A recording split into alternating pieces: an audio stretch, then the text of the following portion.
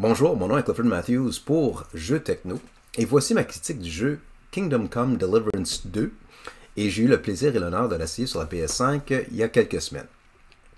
Là, un petit astérix avant que je continue, c'est que c'est un des premiers jeux que lorsque je l'ai téléchargé, qu'il y a un petit message à l'écran qui nous dit merci.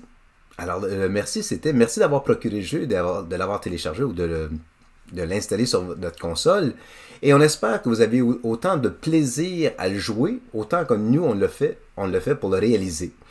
Alors, je me souviens pas du dernier jeu auquel on me remerciait dès le départ. Alors, ça étant dit, ça m'a donné un petit aperçu de l'âme et le cœur et le dévouement que les personnes ont pris le temps à faire pour le jeu, et ça se voit. Pour la raison pour laquelle, c'est que dès le départ, parce que Kingdom Come Deliverance 2, c'est un jeu à l'époque médiévale, tout simplement, auquel on est un chevalier ou un chevalier auquel on est un enfant d'un forgeron, ainsi de suite, et puis on veut devenir un chevalier, justement. Ou notre aspiration est de devenir quelqu'un de cette noblesse. Ça étant dit, on a, comme dans tous les jeux, un tutoriel de comment les contrôles, les affaires de genre fonctionnent, la caméra et comment naviguer dans le jeu. Mais qu'est-ce qui est unique dans ce cas-ci, c'est que c'est un jeu troisième personne, première personne en partie, que je veux dire par ça, on le voit le déroulement à travers de nos propres yeux, pareil comme si on interprétait le personnage. Mais avec le dialogue entre personnages, on voit Henry, qui est le personnage principal de l'histoire, de ce plan-là. Une fois qu'on a fait le tutoriel, les images, les graphiques, des affaires du genre, je vais dire, c'est digne vraiment d'un cinéma. Visuellement, c'est un des plus beaux jeux que j'ai vu depuis de très longue date. Juste comme les chevaux, la nature, même l'audio, on dirait franchement là, qu'on est à la campagne. Surtout si vous avez un système de son surround ou peu importe, on se croit vraiment qu'on est dans un film d'époque, mais aussi dans l'environnement en soi. Les comédiens qui leur portent leur voix, c'est sûr qu'il y a plusieurs personnages de RPC qu'on voit récurrents, des affaires de genre, qu'on peut voir des similarités entre leurs voix.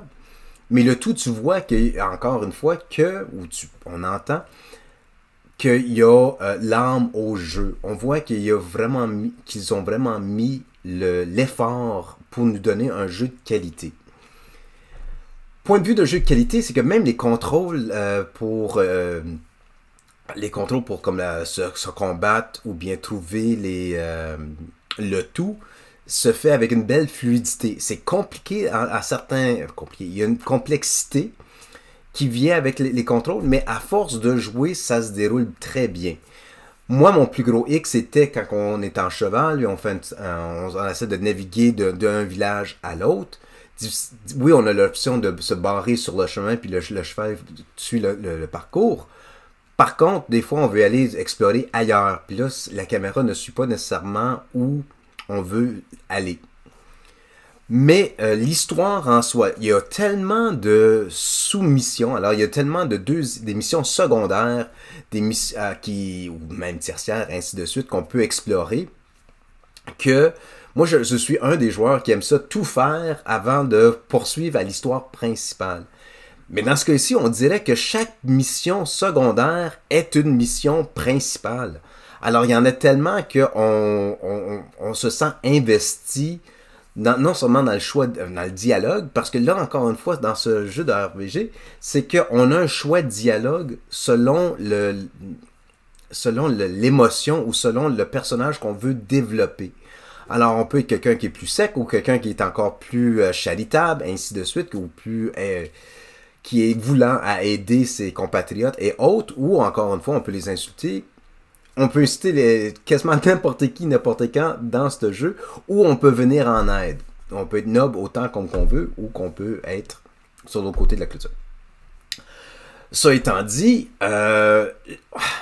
si vous êtes un fan de jeux auxquels on choisit notre dialogue et vous voulez voir les différentes situations qui peuvent sortir, on peut facilement recommencer le jeu à plusieurs reprises pour le refaire, pour voir c'est quoi le déroulement du tout, est-ce que ça affecte à la longue l'histoire du jeu. De ce que j'ai découvert jusqu'à date, ça change quelques petits éléments, ça change la façon que les gens, les citoyens d'un village ou les citoyens d'une ville, ainsi de suite, nous perçoivent.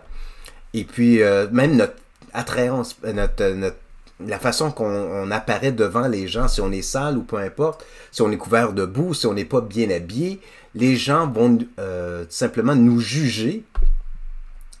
Même avant de nous amorcer une conversation avec nous.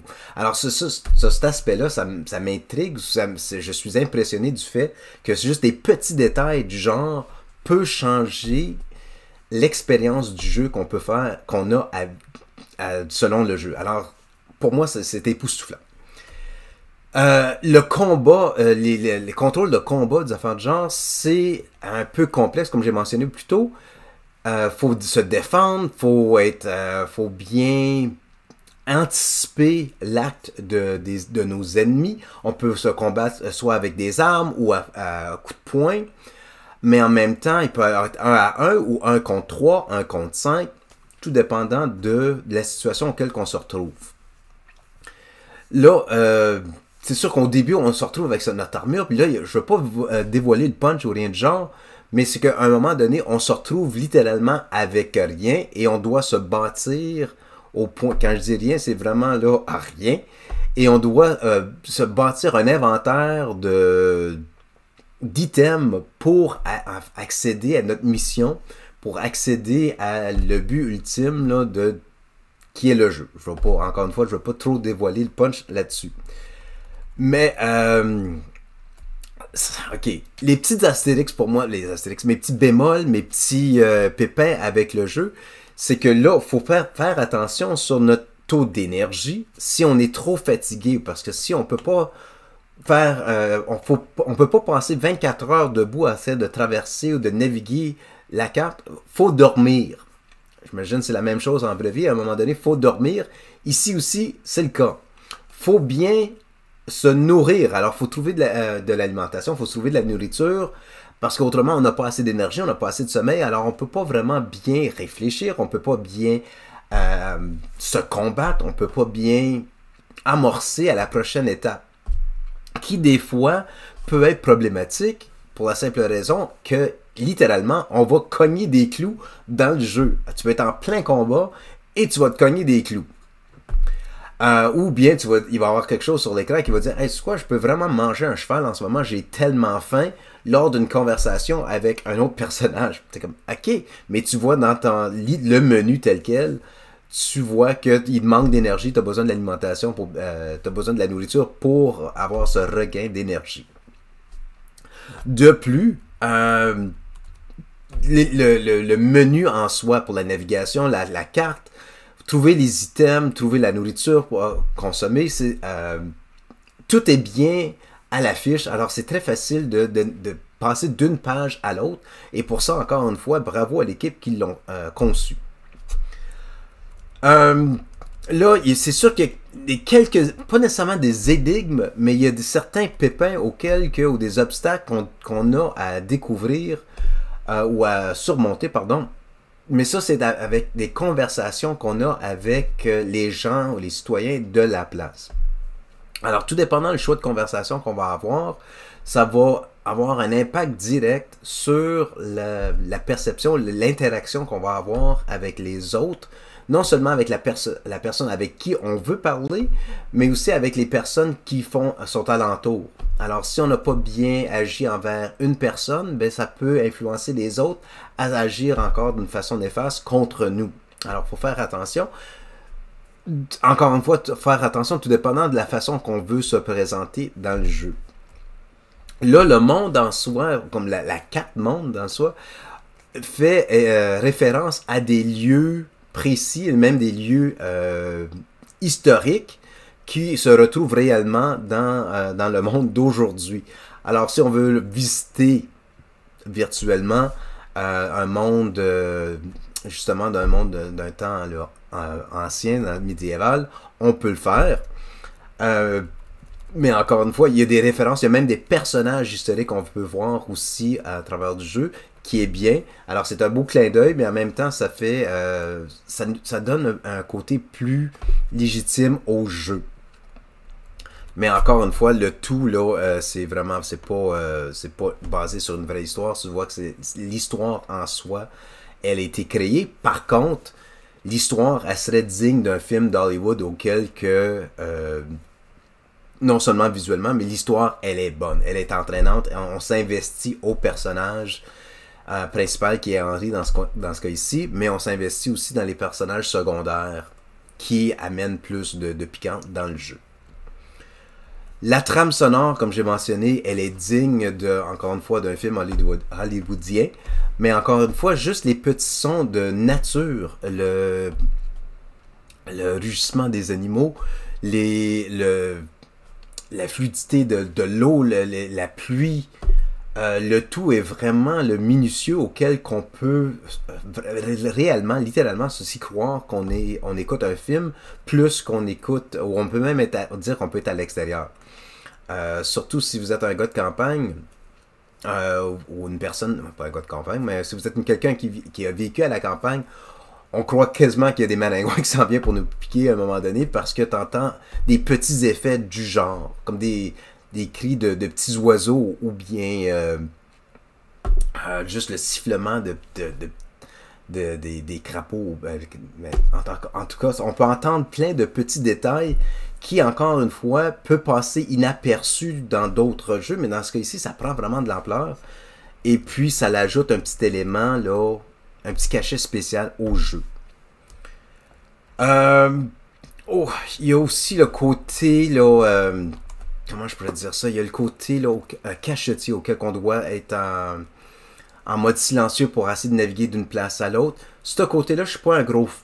Personnellement, je suis pas un gros fan de toujours être de se cacher pour essayer de ne pas se faire détecter par autrui. Malheureusement, c'est la réalité des jeux vidéo qu'on se retrouve aujourd'hui. Parce que le moindre petit bruit, ça crée... comme mettons, si tu brises une branche lorsque tu marches dans la forêt, ça peut attirer un ennemi, et ainsi de suite. Et puis, c'est la fuite, puis soit qu'on se fait attraper ou autre. Des fois, il faut faire attention où est-ce qu'on marche, ou où est-ce qu'on lancer une petite roche pour essayer de divertir leur attention ailleurs. Par contre, c'est vraiment juste un petit astérix sur le tout parce que c'est un des plus beaux jeux, c'est un des les meilleures histoires que j'ai vues depuis longtemps dans un jeu vidéo. L'animation, les graphiques et autres, non seulement de l'arrière-plan, mais pas des comédiens, mais des personnages principaux de l'histoire, c'est bien fait. Oui, il y a de temps en temps, il y a des petits bugs auxquels que si tu tombes, pas nécessairement tombes en bas d'une falaise, mais tombes en bas d'un rocher et tu essaies de remonter, tu peux être coincé numériquement entre une branche et une roche, et puis c'est difficile à sortir. Là, malheureusement, il faut juste reprendre le jeu depuis la dernière sauvegarde, et puis on peut se passer peut aller à la prochaine étape. Comme j'ai mentionné des fois, quand tu es en cheval, puis tu es avec une bande de chevaux, des affaires de genre, tu essaies de naviguer, ça peut être un peu complexe. C'est sûr que j'aurais aimé ça qui soit un petit peu plus... il y a plus de flexibilité pour le sommeil et la nourriture parce qu'on veut se rendre à une place plus rapidement. Faut faire attention où on prend sommeil. Si on prend sommeil dans un lieu auquel une résidence de quelqu'un, il y a quelqu'un qui va nous réveiller, sort d'ici, vagabond, ainsi de suite, qui peut causer des ennuis plus tard. Même chose avec la nourriture, si on mange pas assez, on va manquer d'énergie pour se battre contre d'autres. Faut vraiment faire attention à notre personnage, puis c'est à chaque petit niveau, à chaque petit élément de la personne. Par exemple, si on se bat, puis on est couvert de sang, puis on décide de juste continuer à naviguer à travers des rues de la ville, les gens vont tout simplement nous ignorer ou nous traiter d'autres choses, alors il faut y aller se laver.